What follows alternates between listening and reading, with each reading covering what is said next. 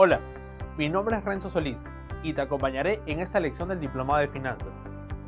En esta lección revisaremos la estructura del estado de situación financiera y los elementos que la conforman, teniendo en cuenta el corto y largo plazo. Bienvenidos.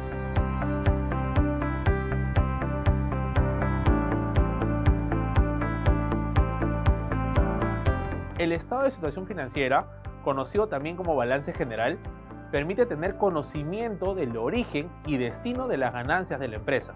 Es un reporte financiero que brinda información por un determinado periodo, presentando un cuadro bien organizado donde detalla el activo, pasivo y patrimonio. Se tiene como regla básica que el activo es igual a los pasivos más el patrimonio. El estado de situación financiera evidencia la situación verdadera de una empresa, entidad o organización.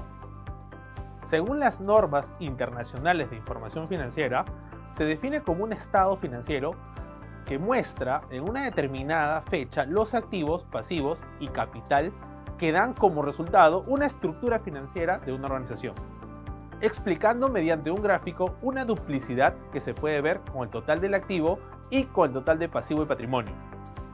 Los activos son los medios que dispone la entidad y que son controlados y producidos por acontecimientos del pasado. Se realiza una espera de beneficios en un futuro, es decir, es el dinero que entra a la empresa, mientras que el pasivo se refiere a la deuda asumida de una entidad, que se manifiesta por acontecimientos pasados y que en un determinado tiempo tienen que ser canceladas, es decir, el dinero que sale de la empresa. Finalmente, el patrimonio es la reunión de los bienes de una persona o institución. A su vez, los activos se pueden dividir en activos corrientes y no corrientes. A continuación, veremos las cuentas que los conforman. En activos corrientes son todos los beneficios que presentan revolvencia financiera en las empresas al cabo de un año o a corto plazo. Las principales cuentas que se encuentran en los activos corrientes son efectivo equivalente a efectivo, inversiones disponibles, cuentas por cobrar comerciales, cuentas por cobrar relacionadas, otras cuentas por cobrar, existencias, gastos pagados por anticipado, otros activos corrientes. En el caso del activo no corriente, son los beneficios que presentan las empresas a largo plazo. Las principales cuentas que conforman los activos no corrientes son cuentas por cobrar a largo plazo, cuentas por cobrar relacionadas a largo plazo, otras cuentas por cobrar a largo plazo, inversiones permanentes, inversiones en maquinarias y equipos, depreciación acumulada, activos intangibles, amortización acumulada. Al igual que los activos, se tienen los pasivos, que también presentan una estructura similar entre pasivo corriente y no corriente. Veamos a continuación la definición de cada uno. En los pasivos corrientes se refiere a las deudas u obligaciones que presentan las empresas al cabo de un año o corto plazo. Se tienen las siguientes cuentas: sobregiros bancarios y pagares bancarios, cuentas por pagar comerciales, cuentas por pagar relacionadas, deudas corrientes, otras cuentas del pasivo corriente, entre otros. Mientras tanto, el pasivo no corriente se refiere a las deudas y obligaciones que presentan las empresas por pagar mayor a un año o largo plazo. Se tienen las siguientes: deudas a largo plazo, cuentas por pagar relacionadas, ingresos diferidos, impuestos a la renta y participaciones diferidas, entre otras cuentas del pasivo no corriente.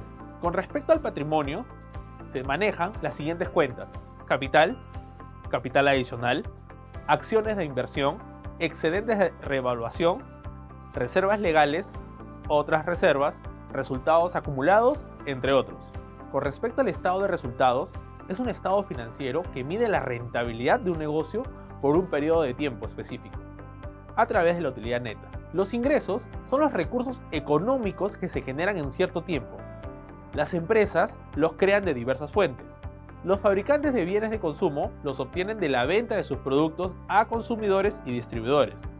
Los bancos, de los intereses que devengan los préstamos. Los arrendadores, de los ingresos de la renta de sus activos. Las empresas de seguro, de las primas de sus asegurados, entre otros.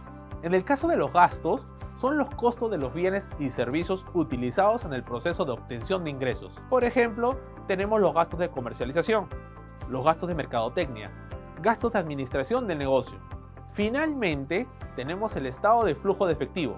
El estado de flujo de efectivo se divide en tres grandes bloques, que son las actividades de operación, actividades de inversión y actividades de financiamiento. Una sola transacción puede comprender flujos de efectivo que pertenecen a distintas clases. Por ejemplo, si pagamos un préstamo, ahí interviene las actividades de operación y actividades de financiamiento e inversión. Los flujos de efectivo son las actividades de operación, corresponden a controles o salidas de efectivo. Entre algunos ejemplos se tiene venta de bienes o prestación de servicios, cobro de regalías, honorarios, comisiones y otros ingresos, pago de bienes y servicios a proveedores, pagos a trabajadores o por cuenta de ellos, primas y reclamaciones, anualidades y beneficio de las pólizas, pagos o devoluciones por impuesto a la renta, a menos que puedan ser específicamente asociadas con actividades de financiación o inversión, cumplimiento de contratos que se tengan por efecto de las transacciones o para fines de comercialización. Ahora, las actividades de inversión son flujos a través de los cuales la entidad adquiere y enajena actividades de largo plazo.